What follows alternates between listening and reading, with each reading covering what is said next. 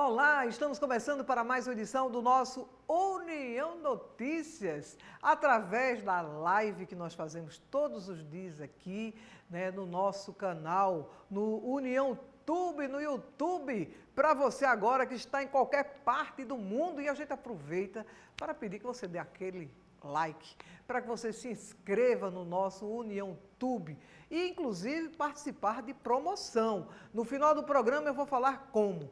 Olha, iniciando o programa de hoje, avanço da seca coloca 74 municípios do Rio Grande do Norte em emergência. Com aluguel de imóveis em alta, Natal fica entre as mais atrativas para investir. Mineração no Rio Grande do Norte é destaque nacional e ainda violência no trânsito do Rio Grande do Norte gera 17,4 mil internações na rede estadual só este ano. Tudo isso e muito mais no nosso União Notícias, que está apenas começando. Olha, o Rio Grande do Norte acende um novo sinal de alerta diante do avanço da seca. De acordo com o Ministério da Integração e do Desenvolvimento Regional, 74 municípios potiguares já se encontram em situação de emergência. O cenário se agravou em julho, quando a estiagem atingiu 96,4% do território estadual. Segundo o monitor de secas da Secretaria de Estado do Meio Ambiente e dos Recursos Hídricos, as reservas hídricas também seguem em queda. Dados mais recentes do Instituto de Gestão das Águas aqui do Rio Grande do Norte mostram que os reservatórios acumulam apenas 44,79%. Não chega aos 45% da sua capacidade total. Um recuo expressivo em relação aos 61,34% registrados no mês de janeiro deste ano. O volume preocupa porque o segundo semestre é o período de estiagem no semiárido. Não garante, inclusive, a recarga natural dos mananciais. A maior barragem do estado, ou seja, a Armando Ribeiro Gonçalves, ali no Vale do Açu, ela está com 53,63% de sua capacidade. Já a barragem de Oiticica, recém-impulsionada pela transposição do São Francisco, registra 14,46%. O reservatório foi inaugurado em março passado, agora bem recente, A gente fica realmente preocupado porque chegamos ao período de estiagem agora e já estamos a menos de 45% na maioria dos seus reservatórios e ainda estamos bem na fita, pelo menos agora nesse início de estiagem, com o maior reservatório que é a barragem Armando Ribeiro Gonçalves ali no Vale do Açu, que está a 63,35% de sua capacidade. E aí chega a hora de nós, consumidores, maiores interessados nesse líquido precioso, de tentar, de alguma forma, economizá-lo, para que possamos passar dias melhores. Mas tem muita gente aí, a gente sabe, que só acredita quando acontece. Aí quando a água acaba, começa aquele sistema de rodízio, carro-pipa. Olha, 74 cidades do nosso estado já estão em estado de emergência agora, nesse período de início de estiagem. Imagine você quando a coisa assim, continuar lá para dezembro, a situação, o que nós estaremos amargando. Então, vamos fazer a nossa parte, é o que nos resta. Olha, em julho de 2025, Natal foi a 9ª cidade com maior rentabilidade do aluguel no Brasil, destacando-se como um mercado de alto retorno financeiro para quem investe em imóveis para alugar. Esse número supera a média nacional no Nordeste. A capital potiguar ficou no terceiro lugar, atrás apenas de Recife e São Luís. Os dados são do índice FIPESAP,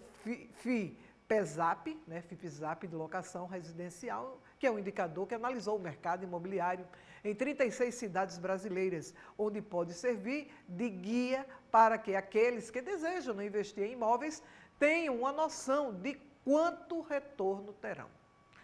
Assim, o potencial investidor pode decidir se o negócio vale ou não a pena.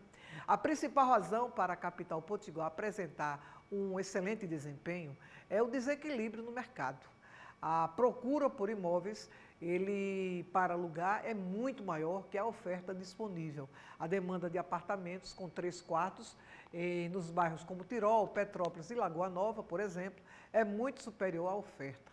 Esse cenário é potencializado pelo setor turístico da cidade, que impulsiona a demanda por aluguel de curto prazo, especialmente em áreas como Ponta Negra, conhecida por sua infraestrutura completa, e pela praia, que atrai, claro, uma alta rotatividade de visitantes ao longo de todo o ano.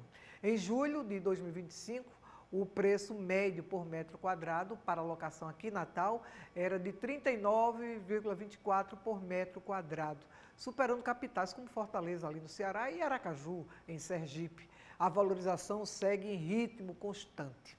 No acúmulo do ano, até julho deste ano, ou seja, agora há pouco, né, a alta foi de 6,40% e nos últimos 12 meses de 10,73%. E aí, está aí uma dica interessante, você que quer investir em algo na nossa cidade, mora aqui, tem aquele dinheiro guardado, investe em casas para alugar. Agora, o momento está que quem tem dinheiro está guardando, porque a rentabilidade no banco está muito boa, e é seguro, é tranquilo, não tem trabalho e chega. E as pessoas ficam, será que eu vou investir, vou tirar meu dinheiro que está ali guardadinho e tal, vou investir, se eu não conseguir alugar, né, o preço que eu quero, se não der a mesma rentabilidade, né, e se eu não conseguir alugar logo? Está vendo aí nas pesquisas que a procura está maior do que a demanda. Olha, entre os dias 6 e 11 de outubro, o Rio Grande do Norte participará do Mutirão Nacional de Rastreamento da Escoliose, promovido pela Sociedade Brasileira de Escoliose. A condição atinge 1,5% a 4,8% dos adolescentes brasileiros, segundo estudos nacionais, e pode gerar complicações estéticas, funcionais e até mesmo respiratórias, se não for tratada precocemente. A iniciativa terá como público-alvo crianças e adolescentes de 10 a 16 anos de idade e será conduzida pelo fisioterapeuta Pablo Santiago, ele que é representante da entidade no estado. As vagas serão preenchidas mediante agendamento prévio. A escoliose ela é caracterizada por uma curvatura anormal da coluna vertebral em formato de COS. O tipo mais comum é a idiopática, sem causa definida, geralmente identificada na adolescência. Também existe a cognitiva, né, que é relacionada às anomalias vertebrais desde o nascimento. E a neuromuscular, associada também a doenças como a paralisia cerebral. Segundo Pablo, os principais sinais de alerta que podem iniciar a escoliose incluem ombros desalinhados, desnível na cintura ou nos quadris, escápulas mais salientes em um dos lados e a inclinação do tronco perceptível de frente ou de costas. Pior de tudo é que nós, né, como pais, mães, não ficamos muito observando esses detalhes. Aliás, tem alguns que, isso não é questão minha, não sou médica, não sou fisioterapeuta, eu não sei, né? E aí deixa a coisa acontecer, fica por isso mesmo, e aí quando chega na fase adulta, esse adolescente vai pagar um preço alto, sentindo dores, né, malformações, às vezes interrompe até na questão do crescimento dessa criança, desse adolescente. Então, está aí um grande momento nesse mutirão que está sendo oferecido para que se faça uma investigação sobre a escoliose em crianças de 10 a 16 anos de idade. É uma grande oportunidade. Vai você também aí. Olha, seja na xelita, rocha ornamental, né, caulim, calcário e mais recentemente o ouro, a produção mineral do Rio Grande do Norte tem ganhado o protagonismo no Brasil e no mundo, com ampliação de exportações e abertura de mercados por parte dos atores que atuam no mercado potiguar. Com novas tecnologias e parcerias estratégicas, novas mineradoras têm surgido e ampliado parcerias, enquanto empresas tradicionais investem em processos inovadores visando ampliar a produção. Em relação à exportação e englobando também todos os tipos de mineração. O Estado envia produção para pelo menos 8 estados em 22 países de diferentes continentes. Entre os estados, compradores de minérios no Rio Grande do Norte estão o Ceará, Pernambuco, Bahia, Sergipe, Espírito Santo, Minas Gerais, São Paulo, Rio de Janeiro, entre outros. Já com relação aos países, estão os Estados Unidos, Alemanha, Holanda, China, Tailândia, Portugal, Canadá, Austrália, a Espanha, Rússia, Itália, Reino Unido, África do Sul, Nova Zelândia, Emirados Árabes Unidos, Coreia do Sul, México, entre tantos outros. Até agosto deste ano, as exportações dos minérios produzidos no Rio Grande do Norte já somam 34,8 milhões de dólares. O número supera toda exportado, né, no ano de 2024, que se foi de 23 milhões. Olha que maravilha!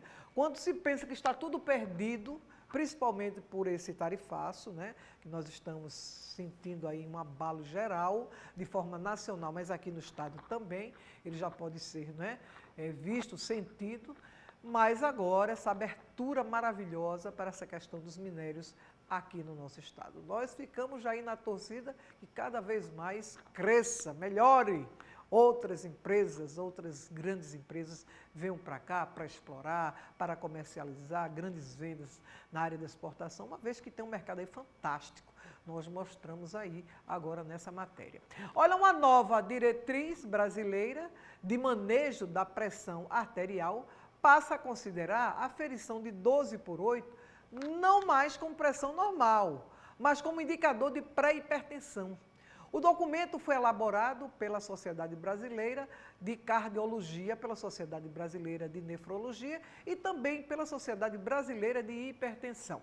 De acordo com a Diretriz Brasileira de Hipertensão Arterial 2025, a reclassificação tem como objetivo identificar precocemente indivíduos em risco de incentivar intervenções mais proativas e não medicamentosas no intuito de prevenir, né, o intuito de prevenir a progressão do quadro da hipertensão dos pacientes.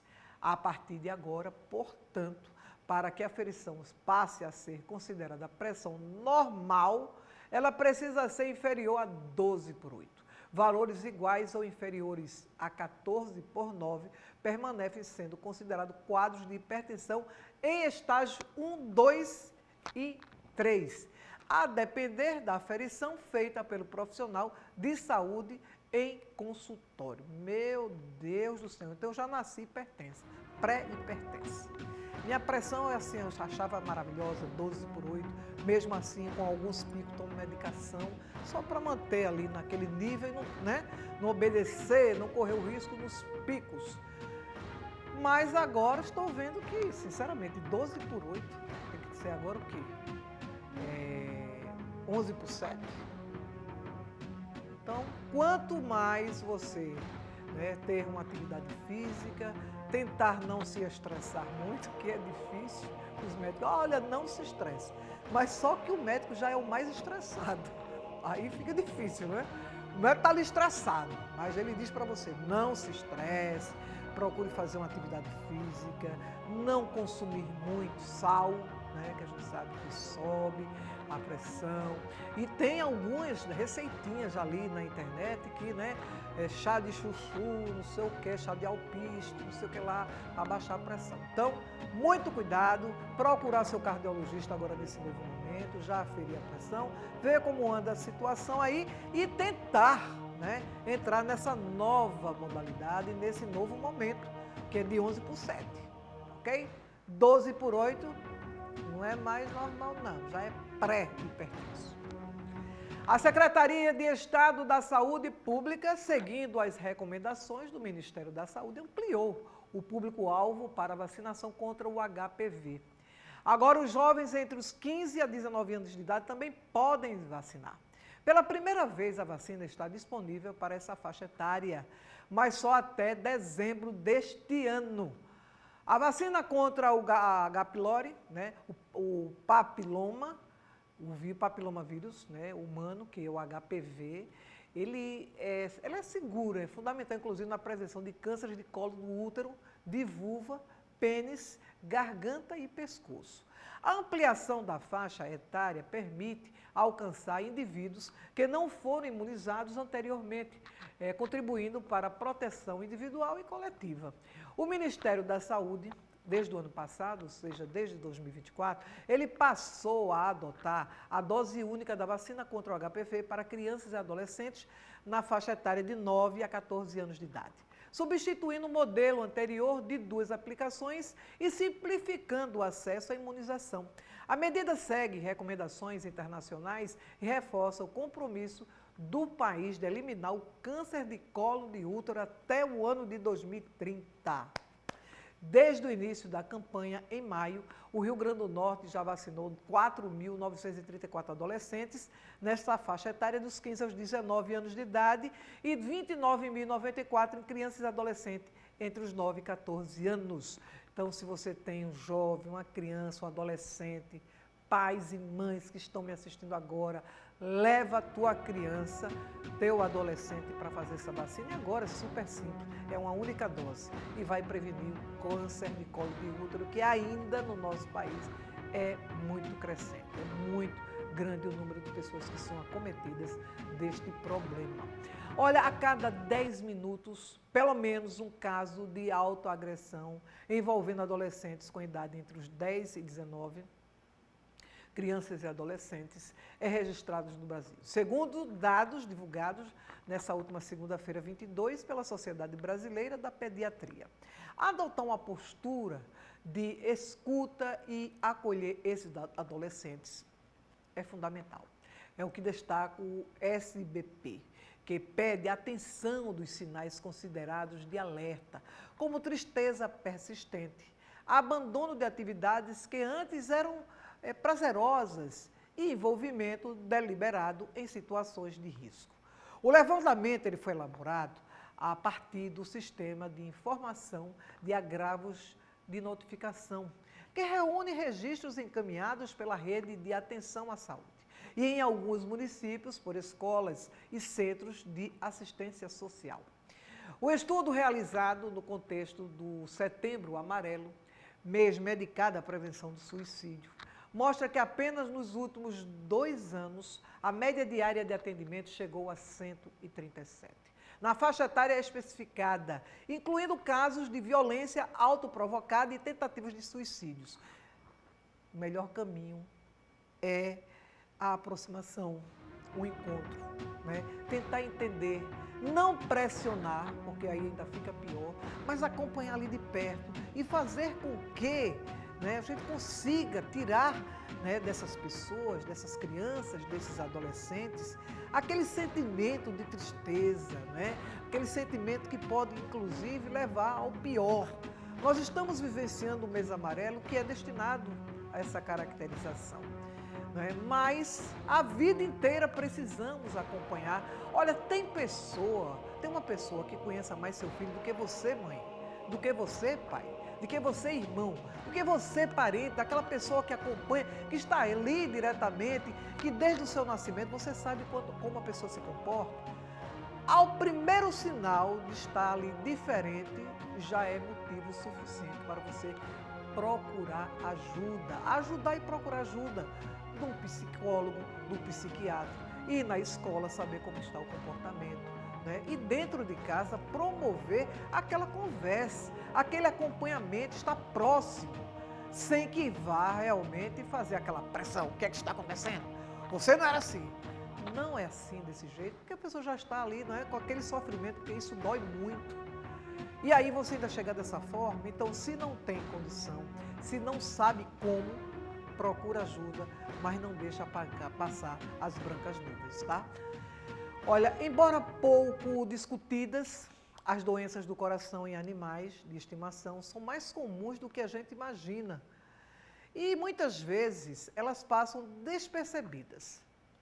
Tosse, desconforto respiratório, cansaço, podem ser os primeiros sinais que algo está errado com o coração dos pets.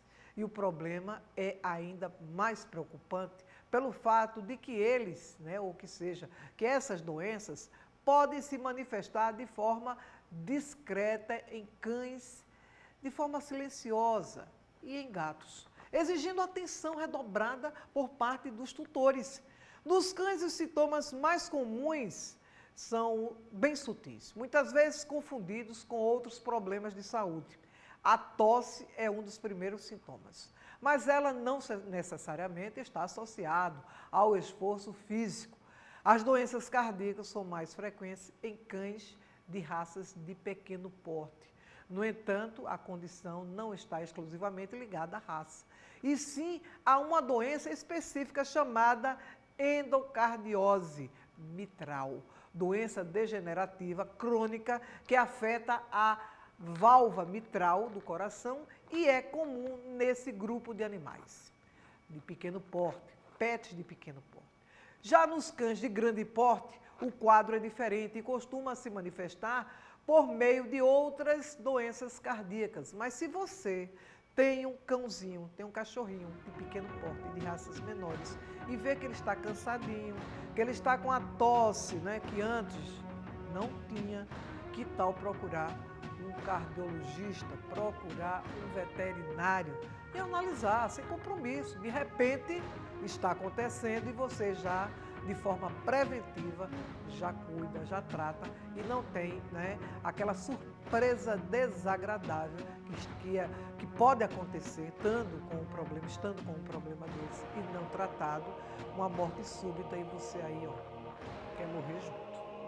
Você sabe que você que tem cãozinho dentro de casa, cachorrinho, gatinho dentro de casa, que você cuida com aquele maior carinho, maior amor, quando acontece, amiguinho, eu já passei por isso, você acha que vai junto. Então, que tal? Essa dica é importante, vamos correr atrás? Olha, a violência no trânsito do Rio Grande do Norte tem gerado um impacto crescente na rede pública de saúde. Somente em 2025, aproximadamente 17,4 mil, quase 18 mil vítimas de acidentes envolvendo veículos automotores e bicicletas, que foram internadas, inclusive, em serviços hospitalares. Segundo os dados da Secretaria Estadual de Saúde Pública, o número representa uma média de 24 acidentes levados às emergências a cada hora, evidenciando a sobrecarga no sistema. O levantamento oficial aponta uma alta contínua no número de atendimentos por acidentes ao longo de 2025. Em janeiro foram registradas 1.769 ocorrências. O número subiu de forma progressiva nos meses seguintes, atingindo o pico de 2.580 atendimentos. Gente, só no mês de agosto. Os acidentes envolvendo motocicletas representam 32,93% do total dos casos. Os dados revelam uma consideração às urgências dos hospitais estaduais. Meu amigo, olha, sinceramente, 1/3 de tudo que acontece, de todos os atendimentos, né, que acontecem no Hospital Valfredo Gugel, que é o nosso maior hospital de referência de traumas, são destinados a motocicletas e bicicletas. Olha o grau de preocupação. Agora, gente, lembrei do detalhe, chegaram os patinetes. Se não houver uma conscientização por parte da população, uma educação no trânsito, esse número, gente, sinceramente, só vai crescer. E o pior de tudo, que desses que se hospitalizam, ou seja, 1/3 de tudo que acontece em hospitalização no Hospital Valfredo Gugel, muitos desses aí vão ficar sequelados para o resto da vida.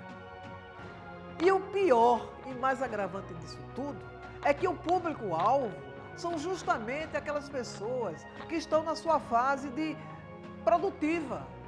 São jovens que vão ficar aí mutilados, às vezes dependendo do INSS, às vezes em condições realmente que não vai poder voltar ao trabalho. Só quem pode mudar esta realidade somos nós, condutores.